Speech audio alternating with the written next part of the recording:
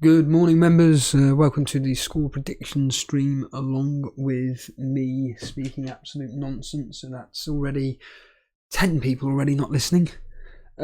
Firstly, I'm kind of making an unofficial decision that I'm not going to bother releasing the members videos publicly anymore. I'm going to give it one more week. But truth be told, it's doing nothing for the channel, if anything. I'd probably argue it's... What word can I use here? I don't think it's deteriorating, or it's not making the channel look bad. I just think, I don't know, it's, you can tell with the views and the lack of comments that it's not really doing anything. So usually when you release something publicly to a relatively large audience, usually there's an influx of comments from the public. So the members, you know, you get the same people writing just statements really, whereas the public kind of like jump on board with whatever it may be. But over the last several members videos, albeit it's in the international break, there's just been such a lack of interaction. And you know, I keep saying this. I'm not one to think about numbers and stuff, but it does make you think because it's the data there. You know, there's the views, there's the comments, and there's the lack of subscribers. So all those three equal, well, it ain't working. So I'm giving it one more week.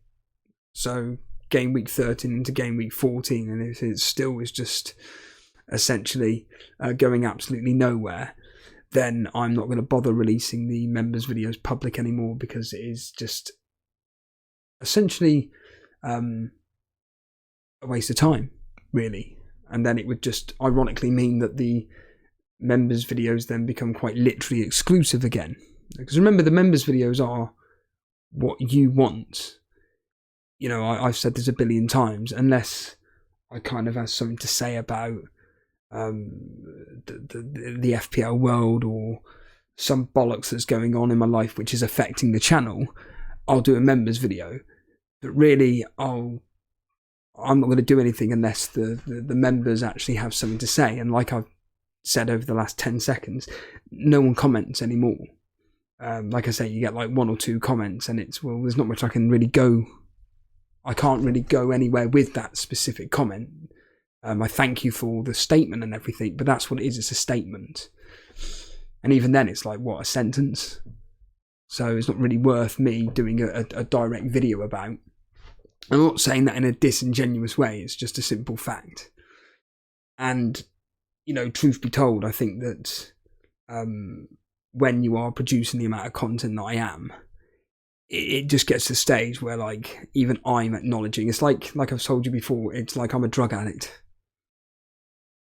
I've kind of come to the realization, like, hold on a minute here, this is kind of like affecting your life, like what drugs or alcohol does to your whatever addiction that you have. And from my point of view, being addicted to creating content is just, it is slowly getting to me, truth be told. And when you're doing the amount of content that I'm doing, whether it is this or predominantly it is this, let's get real here, and occasionally doing the odd bonus Total Stealer podcast. But the difference with the bonus Total Stealer podcast, I can do it literally anywhere. That's the one thing about podcasting which is brilliant. With podcasting, I can literally just be in my car, chat shit for 20 minutes, and then it's see you later. Done. Videos is completely different. And with the total bonus, well, with the Total Stealer podcast, for argument's sake, truth be told, it's just a load of shit that people choose to listen to. But here's the irony: as a growth of a platform, it's growing quicker than this. Think about that. So when I actually do, this is what I find ironic about this channel as well, is that when I actually do FPL videos, they actually get less views than when I'm speaking about other bollocks which is happening in my life. I can't get my head around that. I genuinely don't understand that. And it frustrates me because we get so many people, well, I say so many people, but we get people that complain about the fact that we don't do enough FPL. Then we do FPL and no one watches it. I mean, you take the, truth be told, you take the Dan video I did the other day. Now, granted, he wasn't on camera, and I've already told him that, look, I need you to be on camera. We can't be doing these, like, one-on-one chats where it's just me sat here just doing this, like Ricky Gervais, like David Brent does. You know, it's just shit for the viewer. Whereas if Dan's on camera, at least you know who's talking then, or you can see the person that's speaking, rather than, like I said, just me just sat there. Whereas, like, if we're doing me and Jason and someone else, it does work because you've got two hosts which can interject whenever necessary to the caller.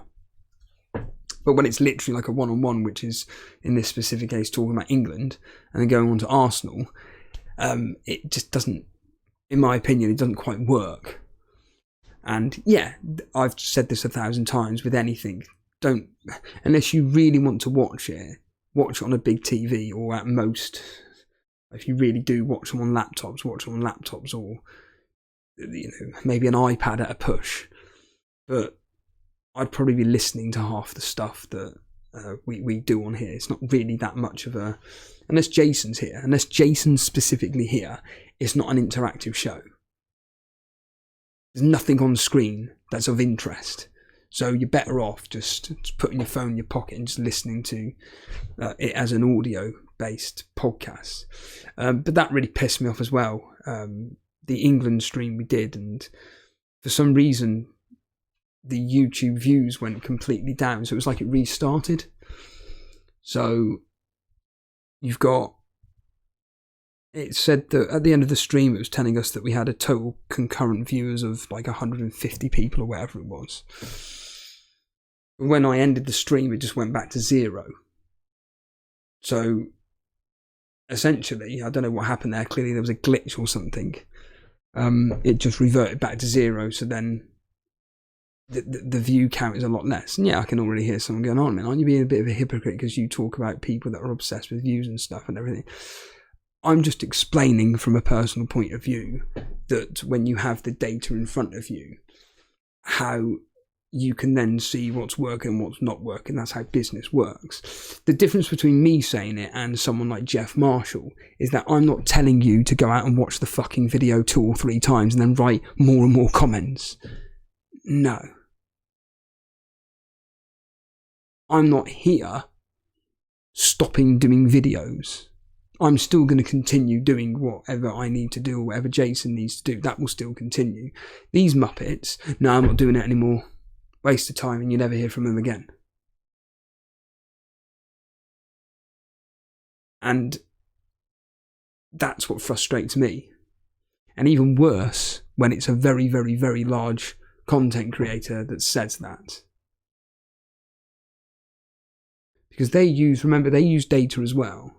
They use the data to see which videos work, which don't, which thumbnails work, which don't, which titles work, which don't, what content within the videos is being watched and what isn't. But again, I'm not sat here, like I said, like with certain podcasts and certain YouTube channels, they've gone, "I'm not doing this anymore, I quit." Why? "Oh, we're not getting the viewers that I feel necessary." Well, then you need to figure out how to get that way. Whereas with this channel, we're just continuing doing the same things, but the views literally just fluctuate. It's just ridiculous. So like I said, with this experiment, over the next week, when I do the final release of the members video to public, we'll see how it goes. But if it just continues the way it is, then it's just going to be, well, there's no point in doing this anymore, is it? Releasing to the public, that is. But anyway, moving on to, that's where someone's just skipped along. Oops, that's the wrong page. Skipped along to a graphic, fuck. Okay, we'd have to have the Estevo. Like I said, people complain about it. who actually complain about it. Yeah, this game week is going to be fucking shit. I just find this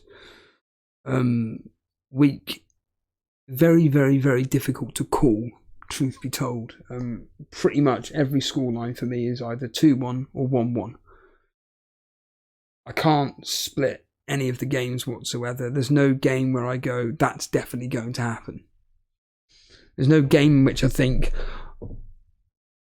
oh my god. There's no game that I think to myself, fucking hell, like, that's got that team winning 3-0. No. I have nothing like that whatsoever. It's a very, very, very difficult game week to call. And I think for a lot of people, especially with this bullshit news of the stuff regarding Bowen, we are going to have to wait till, well, listening in for deadline team news, or just listening into whatever and trying to find out if Bowen will be playing. Now, as it stands right this second at 9:03 on Thursday, I don't think Bowen is playing, and by all accounts it looks like I don't think he will be playing. However long he's out for, another question. That's a different question. And obviously this week there's going to be, even though ironically he's had a mass sales in, it's slowly going to be a mass sales out. And I don't even think Bowen's even had a price rise at all throughout this international break. But I bet you £1 million though, he'll have a price fall over the next couple of days. I bet that happens. Price rise? No. Nearly 300,000 managers brought him in. No price rise. 200,000 sell him. Yep, drop him down. So I think that's something to kind of look at, even though I think most people, well, apart from me, of course, have got him in as a profit. For instance, like Jason, as an argument, he bought him in at whatever price it was, 7.1, and he's now 7.6. Jason's made a very, very tidy profit on him. He's not going to be doing a transfer. He's literally going to be playing Palmer. But yeah, the news about Bowen is just really frustrating. And yeah, I think that for me, because this game week's so difficult to call, I'm just going to leave my team as it is. I don't need to do an emergency -4, -8 or whatever. I'm just going to leave it as it is. In fact, I saw some Twitter page predicting that Nketiah may be starting against Brentford. Now, if I get news somehow, which I won't, that Nketiah could be playing against Brentford, I may just bite the bullet and just play him over Bowen anyway. But right now, Bowen is just going to stay in the team, and if he plays, he plays. If he doesn't, he doesn't. But yeah, we kick off with the Man City-Liverpool game. It's just so shit that it's the early kickoff. If this was like 4:30 on Sunday, I think we could be in for a real high intensity game. But the fact that it's at 12:30 Saturday after the international football, I just feel it's going to be a really timid affair, and they'll both do their professional jobs, of course. But I think Man City win, and Jurgen Klopp's going to come out with the usual excuses. We start at 12:30. This isn't right. This is wrong by the Premier League to be doing this. That's why I've gone for I was originally thinking 3-1 Man City, but I don't know, I'm just going 2-1 instead. The history's saying 3-2. There are goals galore in this fixture. Man City have scored 12. Liverpool have scored 12.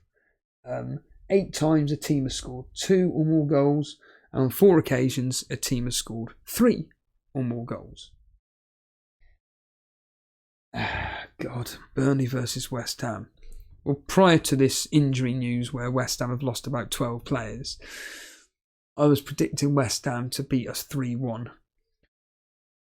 I still think they beat us, because we're just shit.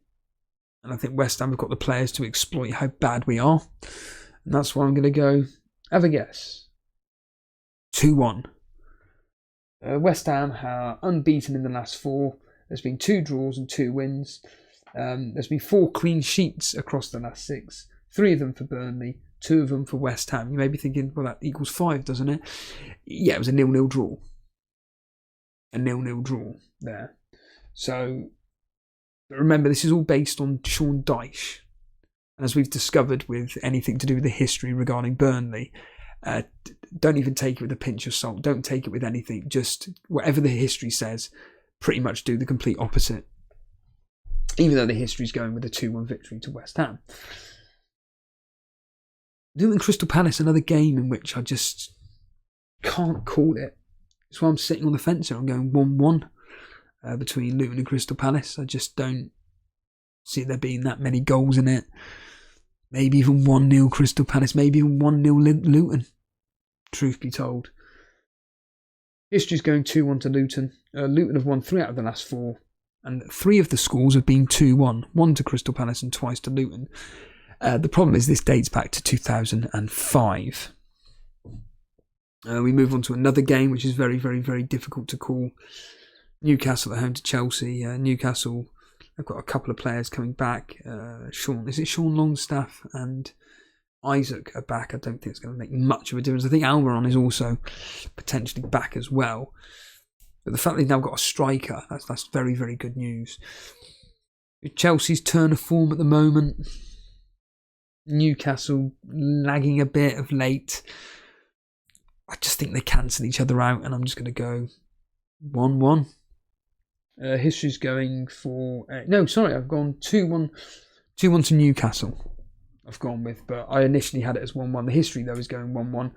The last 2 have ended 1-1. And so basically, the last 2 ended 1-1. And the 2 before that ended 1-0 to the home team. And then the 2 before that, Chelsea 1-0. It was a 2-0 and a 3-0.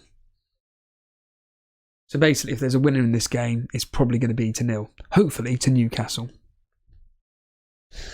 Move on to another difficult fixture. Nottingham Forest versus Brighton. This is actually my highest scoring game of the weekend. Team in Brighton who can't defend. Nottingham Forest can't defend. Nottingham Forest can score. Brighton can score. I've gone with a 2-2. History, though, is going 3-1 to Nottingham Forest. On 3 occasions, a team has scored 3 and 1. So like 3-0, 3-1, 3-2, something like that. On 2 occasions, Nottingham Forest have done this. And the home team has won 4 out of the last 6. So this is clearly a team. Whoever's at home, it's favoured in this fixture. Sheffield United versus Bournemouth. God fucking mighty. Someone said in the chat the other day, please do a Saturday watch along. Or listen along, it should be entitled. From a selfish point of view, I hope Jason does do, but this is a terrible game week to be doing 3 o'clock kickoffs. All the games are shit, apart from Newcastle versus Chelsea. Or, more to the point, not much from a fantasy football asset point of view, unless you've got Bowen. Oh, wait a minute. So yeah, it's I wouldn't blame Jason if he didn't want to do the 3 o'clock kickoffs whatsoever. And then when you've got this topping off with Sheffield United versus Bournemouth, it says it all. I think it's just 0-0, 1-0 either way, 1-1, some bollocks like that. I've gone 1-1. History's going 2-1 to Sheffield United.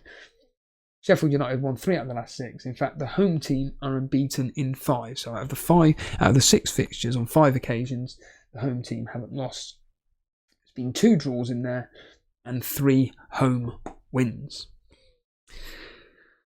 Moving on to another very difficult fixture, Brentford versus Arsenal. Brentford, a team who have not lost a London derby in the Premier League.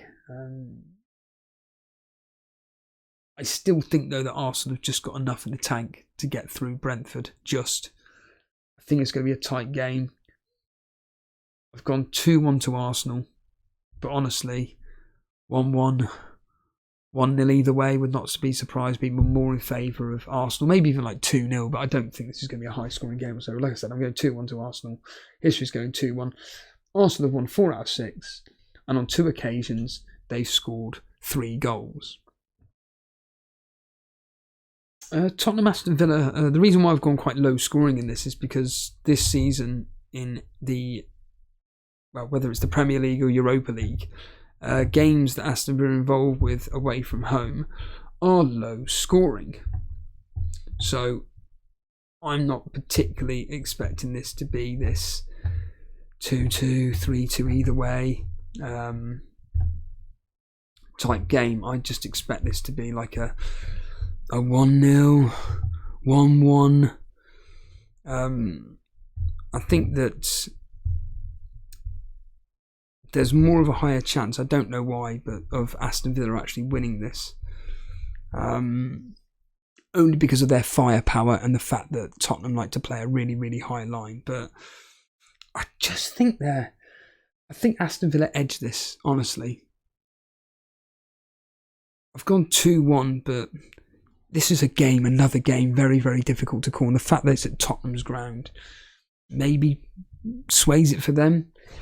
But the history is actually going 2-1 as well to Aston Villa. And the away team in this fixture do like playing. They've won 4 out of the last 6. And on 3 occasions, a team has scored twice. On 5 occasions, a team has scored 2 goals and gone on to 1. There's been 3 2-1s and 2 2-0s. So essentially, expect this game to either end 2-1 either way or 2-0 either way. Everton versus Man United. God almighty. Can it get any more depressing? A team that's been deducted 10 points up against a team who are just, well, they're in form in theory. They are winning matches but by all accounts, according to Jason, their performances are absolutely abysmal. But they're winning. I do expect Everton to score. I initially had this as 1-1. I'm going to go Man United to win it 2-1. Truth be told, this is a horrible fixture. Man United have won 4 out of the last 6, albeit 4 of those have been at Old Trafford. The other 2 games at Everton ended 1-1 and 2-1 to Man United. So basically Man United. I think of the 6 fixtures, they've only lost once, and that was 1-0 against Everton, and it was at Goodison Park. And finally, Fulham versus Wolves. I'm actually going to change it to my original prediction that I'm going 1-1. I think they're both going to cancel each other out. History's going 1-0 to Wolves. In fact, Wolves have won 1-0 on 3 occasions. There have been 3 draws across the last 6, 2 being 1-1, and one of them being 0-0. The fact that Wolves like to keep clean sheets, they've had 4 in the last 6, suggests maybe if you have got a Wolves defender, just play him. I mean, I'm playing Leno in this fixture, but just an absolute diabolical game. Like I said, 1-1, 0-0, 1-0 either way. Well, as it states. Right there. But yeah, it's I think for me, looking at my team here, as you can see, it will be pretty much this, with Leno in goal, Lascelles, Trippier, Matty Cash, Son, Salah, Louise, Martinelli, Bowen, Alvarez and Haaland. Still have no idea who I'm captaining. I'm probably just going to go to default and captain Haaland. However, it probably will be default for me going Haaland. If, and it's a big if, I had Ollie Watkins in FPL, I would consider him, but I think I'm just going to go default in Haaland. Mainly because the history suggests it's going to be a high-scoring game. Son, I see Karma Babies thinking of captaining Son. The thought has crossed my mind. I think the best captaincy was, well, not necessarily best, but certainly a good differential option was going to be a West Ham player. In fact, if you do own a West Ham player and they're actually playing and they're an attacker,